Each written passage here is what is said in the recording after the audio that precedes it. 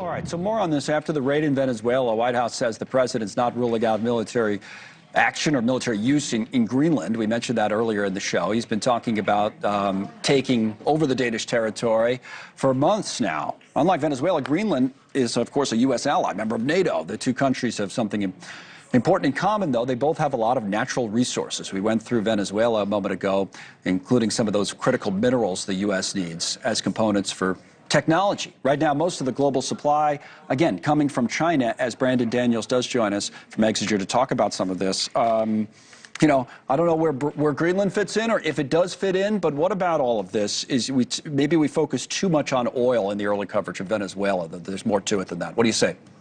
Yeah, I mean, Connell, thanks for having me on. It's good to see you. I think that you cannot look at Venezuela solely through the lens of oil. I mean, obviously, the United States has sanctioned significant volumes of their oil assets, but those assets were really going to China and Canada and other, Southeast Asian countries.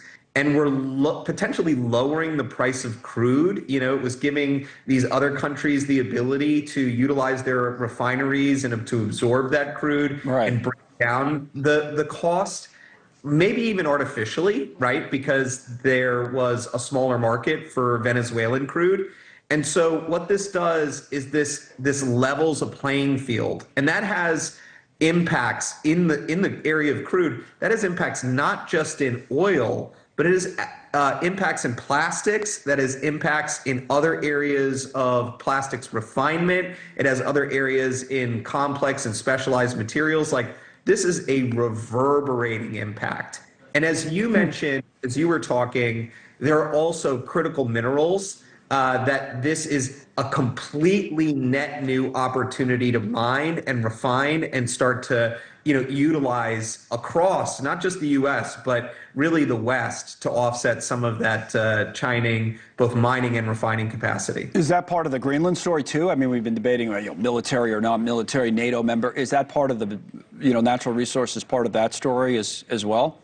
It is 100%. It's exclusively a part of that story. I mean, there are really two things here, Connell. But we could maybe get it another way, right, than owning Greenland or taking it over. That's, we had a guest on suggesting earlier you could negotiate some of these rights deals. Yeah, I think that's where you end up. I think at the end of the day, there are two key things, whether it's Venezuela or Greenland, right? Yeah. One, there's the minerals and critical, economic sectors and the opportunity that those can pose. But then there's also sort of a strategic geography question, Connell, right? So Venezuela represents one of the biggest risks, or did represent one of the biggest risks to the United States when it came to a South American hub for adversarial military activity, whether that is physical or digital. There were connections between Venezuela and Iran, creating drones that could start to, encroach upon U.S. airspace. There were potential talks with China and Russia on military cooperation in Venezuela. And if you think about it, we want to protect the South, because there are not a lot of missile types that can come from China and reach the U.S. or come from Russia and reach a central U.S. position. But Venezuela, it could. Greenland, similarly, it has both a strategic economic purpose and a military buffer purpose. All right, Brandon, it's always good to have you on these issues, understanding how everything connects. We appreciate it. Now, the president